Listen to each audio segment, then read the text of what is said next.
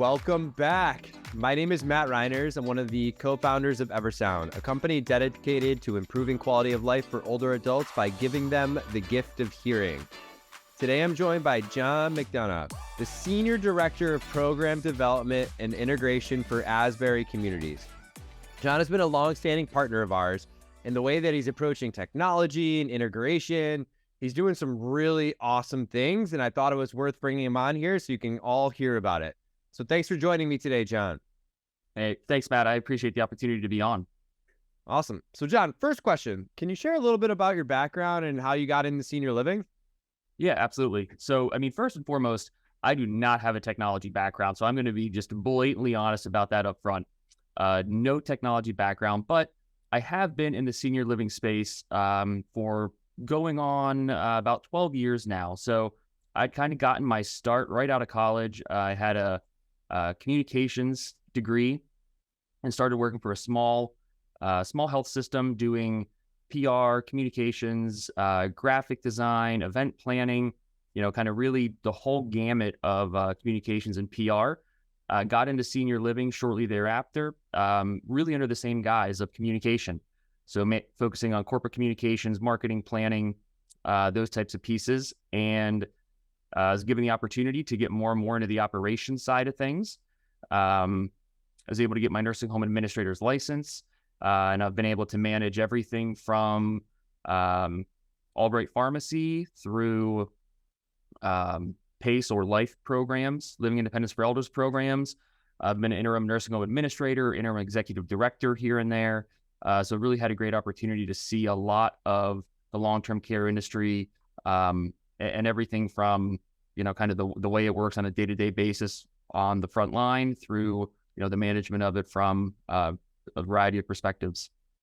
I love that. I think it just adds such a valuable perspective when it comes to everything and anything you got going on. So yeah, thanks for sharing that with us, and really cool to hear how you've been able to kind of get a taste of everything. It sounds like it's probably the better question of like, what don't you do or what haven't you done within senior living? And you admitted, right, you're not a technology guy, which, hey, you gotta know what you are and what you're not, definitely. But I'm curious because, one of the things we talk about is how do we assess technology solutions? And I'm curious, how would you describe some of those challenges associated with assessing technology solutions in today's rapidly evolving landscape? Yeah, that is really difficult. And I assume, a lot of people, probably everybody who's operated in this realm has probably had that same feeling of that it's really difficult. And just with the onslaught of technology and the availability of technology and how rapidly everything has advanced recently, I feel like it's just been like exponential. I feel like it's just gotten that much more difficult because, you really have to start out with like, well, what do you want to do? Like, what's important? Like, what do you want to focus on? Is it, there are so many things you can do for resident safety or resident engagement or staff efficiency or, there are so many different things. So what do you want to do? And that's kind of step one. Like, what's important? What do you want to focus on? Once you've gotten past that, it really becomes like the Wild West of providers, because there are like so many vendors out there who seemingly do a lot of the same type of stuff. So anything that you can really kind of pinpoint and say, oh, we want to do this. Well, that's great. Now you're trying to wade through that sea of vendors to determine, what is that apples to apples comparison of what you're looking to accomplish. And I look at like, fall detection is kind of like a really good example, because you have different technologies being employed. You can go with a radar setup, a LiDAR setup, you can go personal wearables. And then how is it, like, what's the platform it runs over? Is it running over Wi-Fi? Is it running over cellular? What are the communication platforms? So how are the alerts and messaging going through? Does it need to integrate to your EHR? Does it need to integrate with some other type of platform? So, you end up grappling with all these different pieces of it. And unfortunately, like, you end up, that process, at least in my opinion, ends up taking a lot longer than it probably should. Because you're getting all this input, you're gathering all these pieces of it and trying to align that apples to apples comparison to make sure you're making the best decision. But that is one piece of it that is definitely worth spending the time on, because you will find that if you don't take the time up front, you're going to waste the time at the end, unfortunately. Yeah, I feel for you guys because I feel like every day there's a new vendor popping up with the latest and greatest technology. I think other companies, bigger companies, are all reading about the demographic age shift and stuff and where purchasing power is going. And I think people start looking at senior living as an opportunity as like, hey, if I build it, they will come, right? And it's just like, I imagine I can only guess how many calls you're getting per day or cold emails you're getting per day. Someone kind of promising the latest and greatest and the best, but it's probably not always that happens that way either. Right. Yeah. And can you provide any examples of situations where like the shiny and new technology solutions did not necessarily address the actual issues that were meant to solve, and any lessons that kind of came out from those experiences? Yeah, that's a common pitfall that I think like we as operators kind of fall into. You'll see something or you'll hear about something, and you're like, man, that is great. It's slick, it's cool, it's fun, it's new. You can see how there could be benefit to it, and we kind of find ourselves in that situation of pursuing something without really knowing why, without having done that beginning work of saying, well, what is important and what are we trying to do? We just see something that's flashy and neat and go, that is incredible. We had looked at some software, this would have been years ago, for some wound tracking, and had all kinds of, at the time, very, very novel technology, what it could do with taking pictures and automatically measuring things. It was great. It was a very cool software. As we started down that route of implementation, we found that the integration with our EHR wasn't as robust as we had anticipated, that some of the alerts and notifications weren't able to be set up how we had intended. Some of the documentation ended up being duplicative.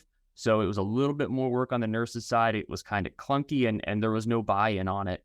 And when we stepped back to take a look at it, we determined like, we actually do really, really well with wound management. Like, we do that really, really well. Why are we looking to implement a new system, or why are we looking to change a process that doesn't necessarily need to be changed right now? And that's kind of one of the rationales why we weren't getting the buy-in. But that was a new kind of shiny piece of equipment, a new shiny piece of technology that we looked to implement without really taking the step back to say, well, what's the purpose here and what are we trying to accomplish? Yeah. Yeah, I think it's super important, right? Like, and the people that are talking to this are usually salespeople, and they can kind of paint it in a great way, right? And not necessarily address all the problems or the shortcomings. And yeah, taking that step back and be like, well, is this really even a problem, right? It seems like an important learning there. Yeah. And I think the next question is just like, in your opinion, what steps should these organizations take to ensure they're dedicating enough time and resources to identify the areas of opportunity for new technology? That's really one of those areas that I don't think many organizations really think about strategically. It's very easy to kind of overlook the common complaints or the common issues or opportunities or ideas people bring. It's kind of easy to overlook those, but what we try to do is, really make it a conscious effort to identify, where are those opportunities for technology to enhance what we're doing. We never want to replace, but enhance. How can technology enhance what we're doing? And again, it really does have to be kind of a conscientious effort, because if you're relying on it to happen kind of organically, and you're just kind of assuming that opportunities will present themselves when and if they're available, you really risk the fact that you're going to be missing most of the time, most of the opportunities to really have impactful, to be able to bring impactful technologies to the table for resident engagement, for resident safety, for care, for staff engagement. Those really have to be, you really have to be consciously carving out time in, whether it be, weekly meetings or quarterly updates or whenever it is, but you really have to be consciously carving out time for people to have that conversation. What are you hearing? What are the pain points? What's taking a long time? Where are we falling short? But to be looking at it through that lens of, technology can enhance these, or technology can better these opportunities or better these processes and protocols. We just need to know what we're looking for and what that end goal is going to be. So it's really, again, it's thinking about it as a conscious effort and making sure you have a clear identified purpose before you start going down any route, because it's that purpose and goal that should really be driving every decision made along that way. Yeah, it's a great point. I think, many times I've come across senior living providers that are kind of like asking me to dictate their technology roadmap, or like what that looks like. And really, to your point, like, you need to identify what that problem is, and then going and seeking out technology companies to help fix that problem. And, my friend Amber for Parasol Alliance, I'm always like blown away that, she'll tell people what that roadmap should be and like how you can actually do that. But a lot of times, like, people aren't thinking about that or having those conversations to identify those problems, which always feels like a swing and a miss to me. And, you know, one of the things that I'm curious about, because when we talk about technology, I think a lot of people are scared of, they're eventually going to take away the jobs, and, how this is such a people-oriented industry. Like, how do we really maximize for that? I'm curious, like, when we think about improving the resident experience, why is it important to incorporate both high tech and high touch interactions? And, how can organizations really just achieve a harmonious blend of the two? That blend is going to always be different, is going to be different for every organization. It's going to be different depending on what you're trying to accomplish too, right? So, what you might be trying to accomplish for, say, falls detection could be very, very different compared to what you're trying to accomplish for maybe, resident engagement. So that blend is always going to be different. But I mean, at the end of the day, as long as you have a blend, as long as you're not relying like 100% on technology or 100% on staff doing everything manually, like, as long as you have a blend, you're probably going in the right direction. And then it becomes about maximizing efficiencies, right? It becomes about using the technology to the best of its abilities. So the way I kind of like to think about like the high tech and the high touch is kind of like the difference between equality and equity, right? We when you're relying mostly on just the human side of things, when you're relying on just people to do everything, it becomes more qualitative. It becomes more, you're giving pretty much everybody the same thing in the same cadence, regardless of what it is that they really need. Whereas I look at the technology side of it as bringing in the equity. It's really using the technology to say, okay, well, maybe I don't need to see every single resident, every independent living resident. I may not need to see them every single week, but there may be some residents who I need to see 2 or 3 times a week to make sure that they're adhering to their engagement plans, to make sure that they're, doing well and having the best experiences that they can. And that's kind of like where you have to look at to find that balance, to find that balance between what staff are able to accomplish, and then how is technology informing that or enhancing that to make sure that, again, we're putting our resources, we're putting our time into the residents or into the processes that are going to have the best return for resident engagement and for resident safety.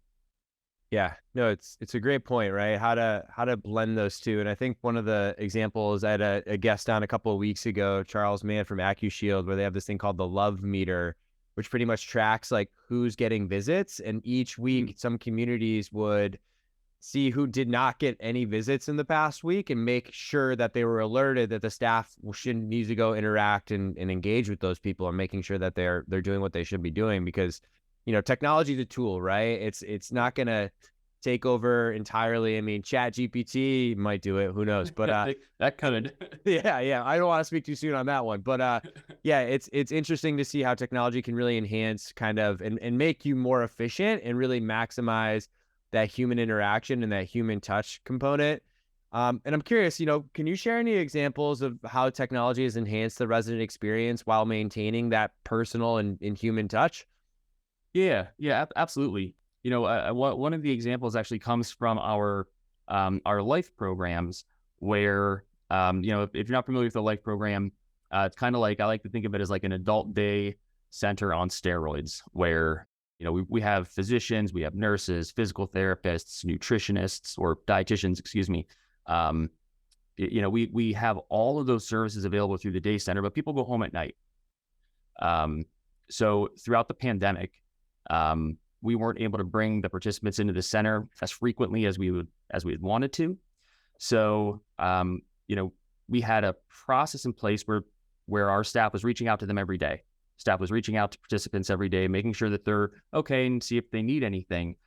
We started to implement some smart home technologies around, sensors to know when the refrigerator was open, sensors to know when they had gone outside, to know when they left their bedroom or entered their bedroom, those types of things. When the bathroom door was open and closed. So, in that scenario, we still had people communicating to the participants on a regular basis, but now they're able to look at data to say, why were you using the bathroom 14 times at night now? Or why haven't you opened your refrigerator in the last 2 days? And they were able to really kind of inform those conversations, have more meaningful conversations, know the questions to ask to identify, oh, well, maybe this is an issue. Okay, we have to get you into the center, or we need to send somebody out to see you because now we're concerned that maybe there's going to be an issue. We don't want to see anything get exacerbated. We want to be able to be proactive. We want to make sure that we're having positive, proactive interventions in place to, stave off any of those potential incidents down the road.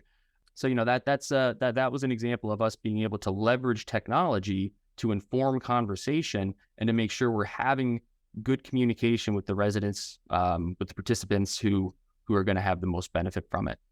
Yeah, I love that. Yeah, it's super powerful. Yeah, and I think with all that happened over the last few years, technology adoption just skyrocketed because we were all forced to, right? I mean, even myself started doing things. Now, my last question here for you, John, and my favorite, but if you were just to give other senior living providers just 3 guiding principles as we move through the rest of 2023, I can't believe we're almost halfway there. Wild. What would you say? Well, I think the most important one is, listen to the people who are closest to the problem. I think that one is super important. And I know we all kind of have that type of mantra, and it's almost an assumed given, but it is really important to make sure that when you're talking about types of technologies, new technologies, the people who it's going to impact need to be at the table, need to be part of that conversation, because they are going to have the best input, the weirdest questions that are going to make that product, they're going to make that whole process the best it can be, because they live it. They're the ones out there who are really making, they're creating all kinds of workarounds and different things like that to make things work today. And they're going to know exactly what's got to be done to make it work tomorrow. And you're going to get that buy-in. They're going to be part of that decision-making process. They're going to buy into that whole piece way more if you have them at the table at the beginning, if they know their voices are being heard. I think that is absolutely paramount in any project like this. I think the next one would be when you are identifying or looking at new technologies, new products, new programs, new processes that involve technology. Make sure you take the time to write out the requirements. Make sure you take the time to actually put that down, write out, this is what we need it to do. We need it to be able to do A, B, C, D, E, F, G, but, put those pieces down there, because that's going to be something that not only helps the vendors identify what you're looking for, but it's also going to be something that you can constantly refer back to say, we needed it to do this. Can it do that? We needed it to do this. Can it do that? And you can even take it a step further. And for all of those points, all those requirements, if you can tack on a use case, if you can tack on an example, that's even better. If you can give an anecdote of we need it to do X, and this is why, or this is how, that's even better. That just make sure everybody's on the same page, that you've gotten everything, written down, documented, and it will save you time in the future for sure. The third one I would say, and this is one that I know I have struggled with repeatedly, is really appreciating the associate and the resident feedback on things, not taking it personally, but really like appreciating it like as a gift. Because like for them to take their time, even if it's not complimentary, But for them to take their time to give you feedback on anything at all for any reason is to really appreciate that as a gift and see what you can get out of it. Like see what you can determine from whatever that feedback may be. But I know, it's easier for us to take feedback that is not complimentary. We can get a little defensive about it, but try to avoid that. But just again, appreciate that feedback for what it is, which is really, somebody having taken their time to provide you feedback. That's super, super valuable. So appreciate it as such. Yeah, I love that. I think it's so valuable, right? You kind of mentioned talking to the people that are close to the problem, getting the feedback from the residents that are really using this stuff. I think a lot of the time people get stuck in the home offices, assume technology is going to be super successful because they heard about it at this conference or saw a presentation, implement it, and then don't create those feedback loops, which is just like super important to technology implementation and adoption and continuing to keep it going. So, yeah, absolutely. Absolutely. Well, John, thank you so much for your time today. I know our listeners will get a lot out of this, and I appreciate all you do in the senior living industry, and I might consider you a tech guy, so it's okay. Well, thanks, Matt. I really do appreciate the time.